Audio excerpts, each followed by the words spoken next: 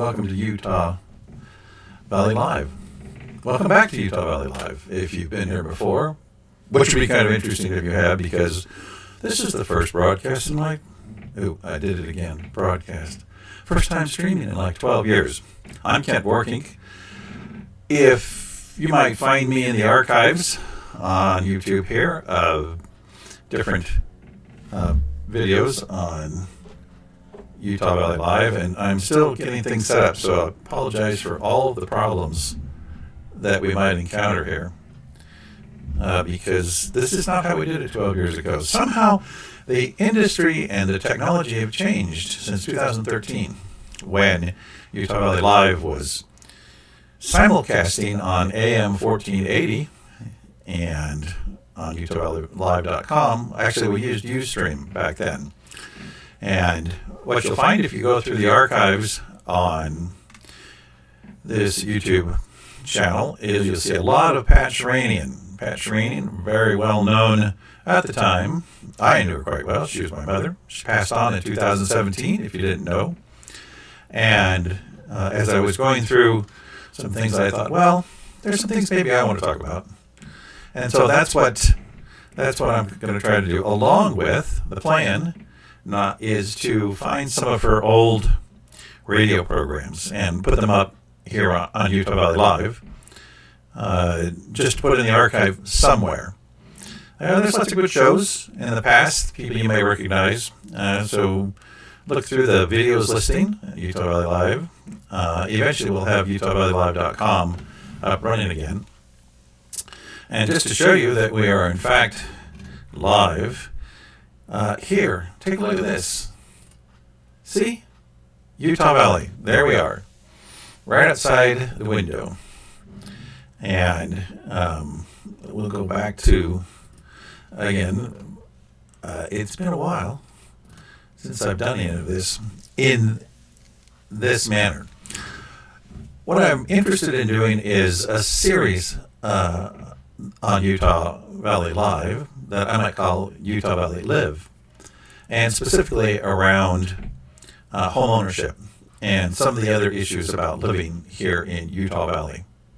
Eventually I'll touch on things like accessory apartments or mini houses or multifamily dwellings, even homelessness and affordable housing. There's good articles that come up all the time on DesertNews.com, and kind of some interesting comments. I won't get into those today. Today will just be a quick shot, maybe. And I'm starting off this series on living in Utah Valley with Is Home Ownership a Right? Which is different than the rights of home ownership. So perhaps the next episode, and again, still getting this started, don't know when it might be, is the old American dream of home ownership. We'll talk about that more in the next episode, but for now, let's ask the question. I'll ask the question. I'll try and stay away from the royal. Is home ownership, does everyone in the United States have the right to own a home? Well, one would think no, probably not. But it does raise the question of, do we have more home ownership, higher percentage now than we used to? Is it lower now than it used to? Pardon me. And because it is a good question, especially as my children have grown up and their generation, my youngest is 23 now,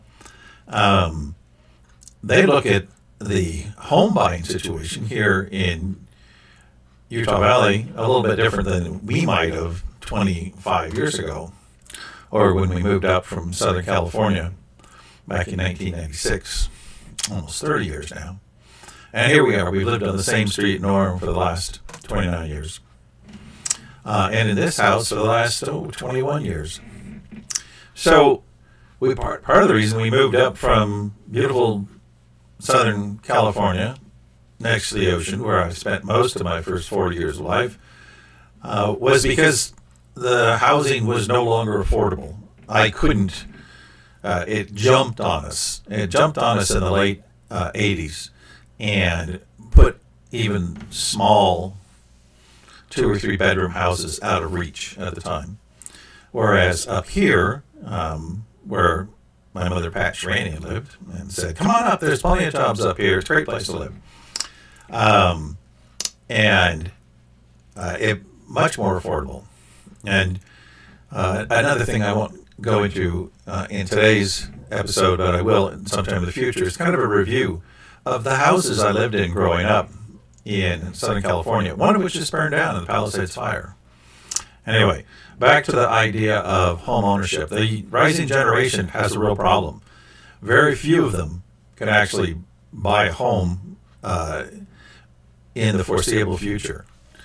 And because things are priced out so much recently.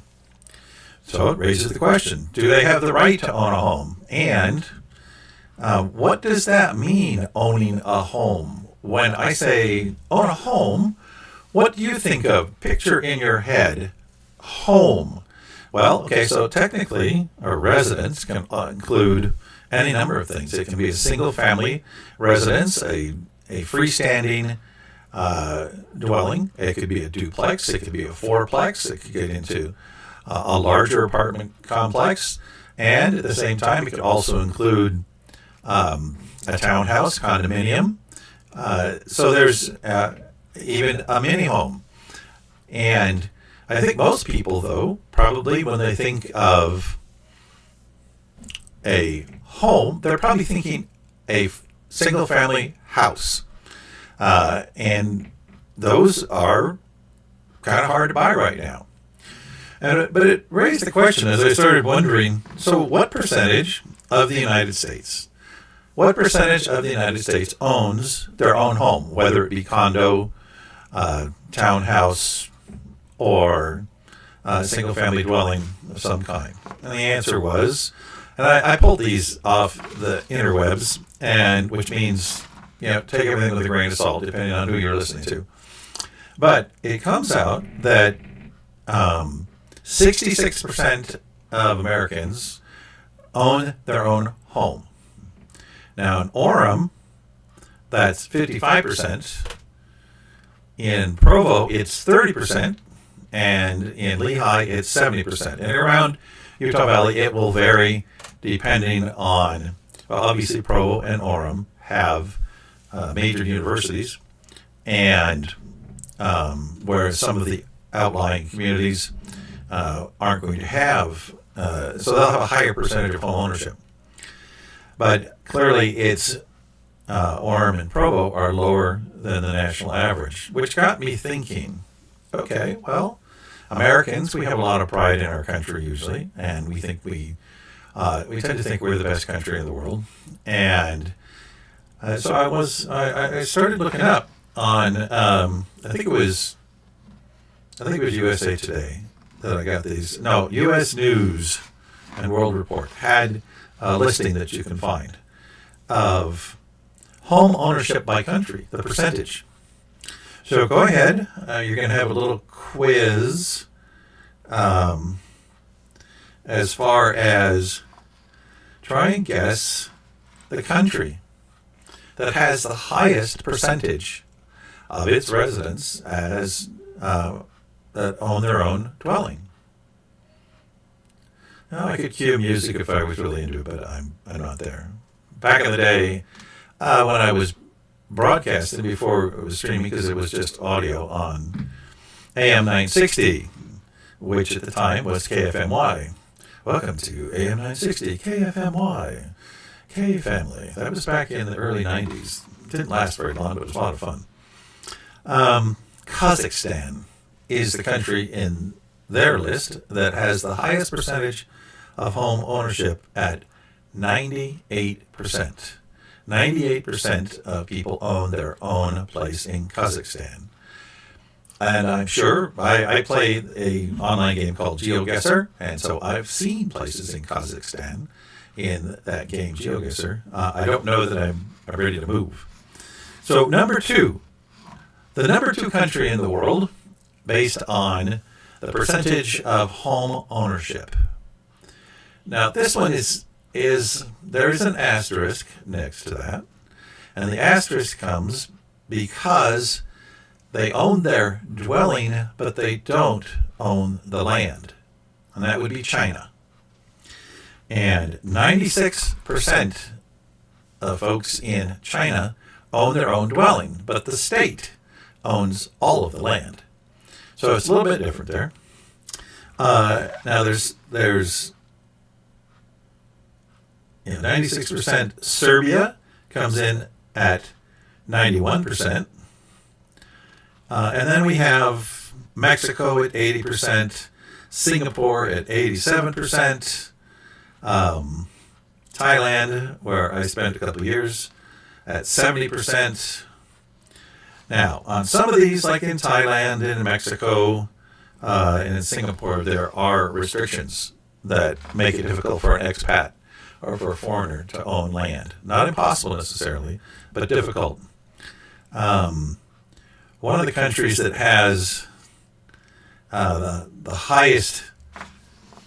best place to live overall, according to the, again, U.S. News and their survey, was Switzerland, then Japan, United States, Canada, Australia, Sweden, Germany, United Kingdom, New Zealand, Denmark, round out the top 10. So Switzerland, what about Switzerland? Well, only 21% of the housing units in Switzerland are single-family residences.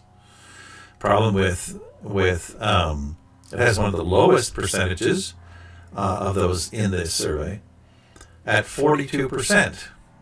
And the number one problem is it's kind of expensive. Just like it's expensive to live in what might be the best place in the survey to live.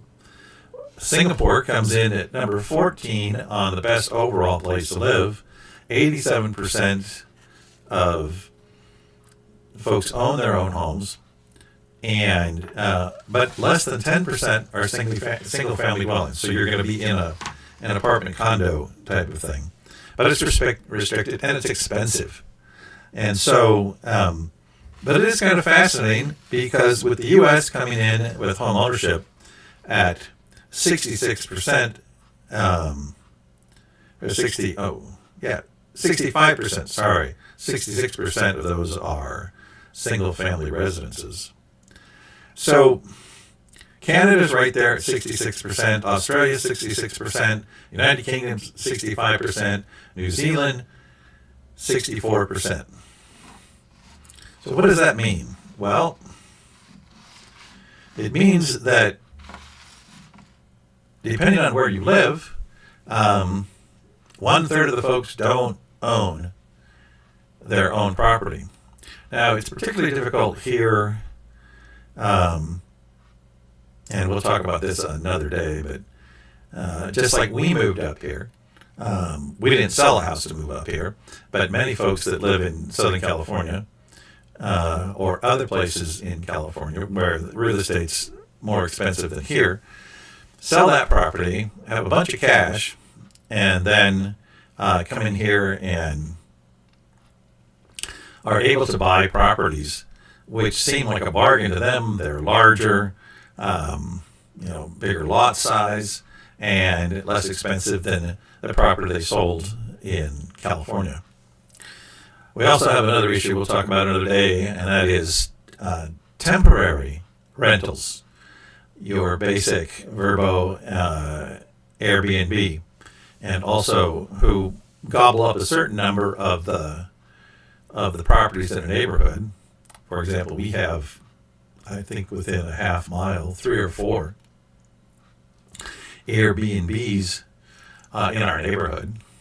And yet, technically, according to Orem City, the only place that you can have a temporary rental is in a business district, not in an R8 zone. But cities are having to deal with the fact that they don't have the ability to police them. Anyway, so that's kind of the whole idea. No, home ownership is not a right. There are rights of home ownership, but it's not a right just to own a home. And So we're going to talk about what that means over this series about, I spent 10 years in the mortgage industry way back when. And so I have a basic understanding of mortgage financing. But what it means to try and approach this idea of home ownership. So for now, I'll be signing off again. I'm Kent Vorkink. This is a series on home ownership, or what I call Utah Valley Live, on Utah Valley Live. So stay tuned or subscribe. That's probably the only way you'll get a notification that we're live, and eventually, the chat room will be open. I need to get up to speed here. But we'll call it good for today.